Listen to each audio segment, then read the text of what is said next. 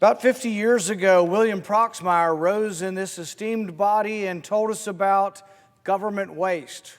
He called it the Golden Fleece Award. They were studying things like dating and love and what makes love, and we had these great scientific studies about love. These are William Proxmire's words from the early 1970s. He was a conservative Democrat.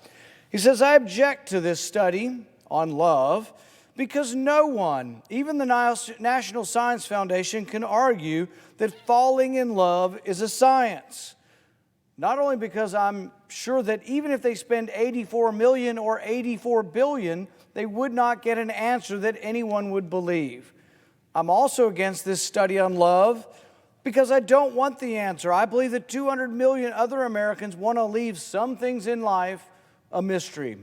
And right on top of the things that we don't need to know is why a man falls in love with a woman or vice versa." Stirring words, the Golden Fleece Award. I remember as a kid, everybody talked about it. It was in the newspapers. So what have we done to curb the wasteful appetite, the abuse of government that happens at the National Science Foundation since 1972? Not a damn thing. Here's one of my other favorites from William Proxmire's days. The FAA was named for spending $57,000 on a study of the physical measurements of 432 airline stewardesses. These included the distance from the knees, from knee to knee while sitting, and the length of the buttocks. $58,000. This was your government money at being put to good use. So fast forward, and we spend about $8 billion a year with the National Science Foundation. Is it getting any better? Are they doing a better job at overseeing their money?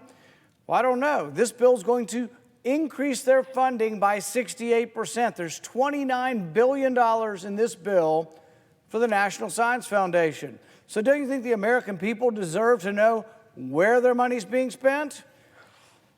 This one's from their sister agency, the NIH, but we can't get started without talking about it. This is over $800,000 to study whether or not Japanese quail are more sexually promiscuous on cocaine. I'm not making this up. $800,000 of taxpayer money to study whether Japanese quail are more sexually promiscuous on cocaine. You think we could have just polled the audience? You think we could have just said, "What do you think?" Because that's sort of the answer. The answer is yes. And yet your government spent $800,000 on that. And then when we pointed it out 5 years ago, did they do anything to reform it? No, they're here today to give the agencies that are doing this research more money. Another one that I think is quite revealing is this study is about Panamanian male frog calls. So they have about $500,000, and they wanted to know whether or not the male mating call is different in the country than it is in the city. Now, coming from a rural state like Kentucky, I can tell you the male mating call is different in the country than it is in the city. But nobody in Kentucky wants $500,000 spent on a Panamanian frog's male mating call. This is not a good use of money. So if someone told you your government was spending this money, would you give them more? Would you give the agency more if they were doing this or less? I think less. In looking at the National Science Foundation spending, we also found that they spent $30,000 studying Ugandan gambling habits. Really? We're studying why people gamble in Uganda, why there's a black market in Uganda. Well, you know what? I think we know the reason.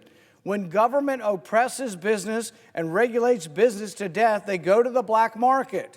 So if you make something illegal, you often get more of it. But we spent $30,000 traveling over to Uganda to study their gambling habits. Utter waste of money. We should not reward these people with more money. We spent about $500,000 on a video game. This is an app for your phone. I know we all need things to do when we should be working or at school. This is an app for school children to teach them alarmism over climate change. So you can click on the app and it'll scare you to death that California is going to be underwater in about 100 years. none of which is true, all of which is alarmism, and $500,000 spent by the government to alarm our school children's not a good idea. This next study points out a problem with funding in general in our government. You give funds for something that ostensibly might be a good cause. So a couple of years ago, they gave money for autism, $700,000 for autism. You think, well, autism, even myself, as conservative as I am, I could probably say, well, that's something we ought to study, autism.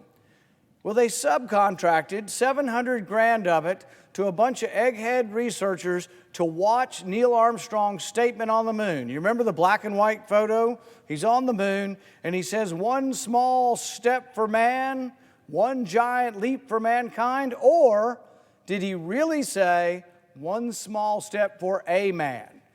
So these researchers took $700,000 to listen to that crackly old cassette recording and find out, did he say man or did he say a man? So we studied the preposition a, and we spent $700,000 listening to the tape over and over and over again. And you know what they determined? They just can't decide. They're unsure, but they did recommend more money to study the problem further. This is insulting to the American taxpayer. We should not be giving these people more money. We should be giving them dramatically less money. But it also points out one of the reforms that I have proposed for this agency. One of the problems with the National Science Foundation is, if I want to do research on Japanese quail snorting cocaine, guess what? I can ask for the same people that are studying snorting cocaine in animals. I can ask them to be on my peer committee. I can choose the people on my peer committee. So if I want to study animals snorting cocaine, I pick other researchers who are studying animals snorting cocaine. Guess what? They tend to say yes. If they say yes, the science gets on the next peer commission, and he says or she says yes for their snorting cocaine research.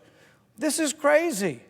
We should not let these so-called scientists pick who's on their committee. Not only that, I think we ought to have a taxpayer advocate. Could we not have just someone with a good dose of common sense that says we shouldn't take autism money, steal it, and spend it on a bunch of idiots listening to what Neil Armstrong said when he landed on the moon? So that is part of the reform that we should have. One of my other all-time favorites from the National Science Foundation, this kind of goes back to William Proxmire and love and happiness.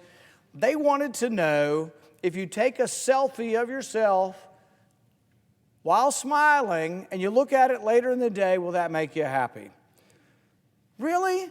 That's $500,000. I don't think we need a scientist to say that that's BS and the government's got no business doing this kind of research.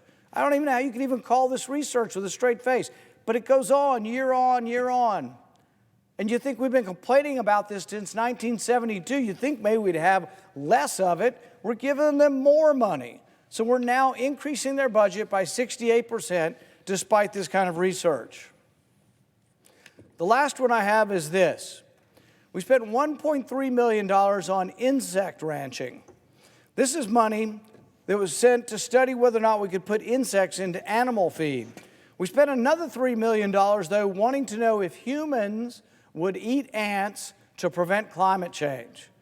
What will you do, America, to combat climate change? Will you eat ants to combat climate change? That was a study.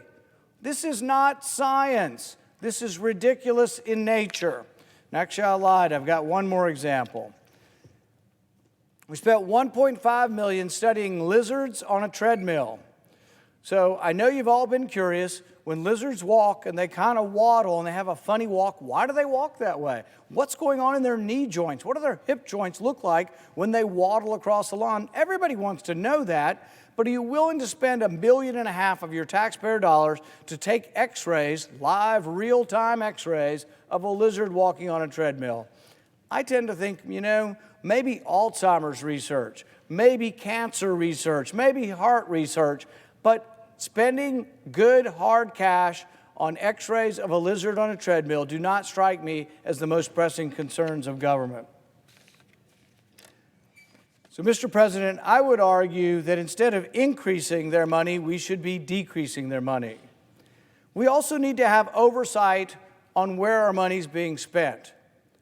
There's a great deal of circumstantial evidence now that NIH money went to the Wuhan Virology Institute. There's a great deal of evidence, at least suggesting that the pandemic may have started there. We don't know for certain. I'm not saying that it did, but there is evidence now that suggests that it might have. Number one, there is no animal host for COVID-19. We have not found, of the thousands of animals we tested in the wet market, none of them had COVID-19. When you take COVID-19 and you try to infect bats, which is where most coronavirus come from, what do you discover? You discover that COVID-19 is actually not very well infected in bats. The bats don't catch it very easily. It seems as if COVID-19 is most adapted for humans. But if it came from animals, shouldn't there be an animal host that is readily infected by this? The other evidence we have in the last couple of days is confirmation that 3 individuals at the Wuhan Institute got sick in November of last year, sick enough to be in the hospital from a virus that was previously undisclosed. They worked in the Wuhan Institute. We're told this came from the wet market lab, from exotic animals, but not one animal tested positive for the virus. So we have an amendment we're hoping that will be adopted by this body that says gain-of-function research, as defined by the NIH in 2014, will not be permitted in China. We will not fund it with American dollars. But it's like so much waste in government, I think there's no reason to be sending any money to China for research. They're a rich country. For goodness sakes, we're worried about them outcompeting us, stealing our intellectual property, and then we send them millions of dollars to do research. Why don't they spend their own money? And do we trust them enough? Are they open enough to tell us what's going on in the lab that we want to give them money? I think without question they have not shown this. And now we're finding out that people were sick in the lab in November. No more money should flow to China for research on gain of function, which means increasing the virulence or pathogenicity or the transmissibility of COVID virus to humans. So I urge this body to adopt my amendment, which says from here on out, China doesn't get any money to create superviruses in a lab, and we should continue to investigate this because 3 million people have died worldwide. We've disrupted the entire world's economy over a virus. If it came from a lab, we need to know it, and it needs to be fully investigated. Thank you, Mr. President. All time has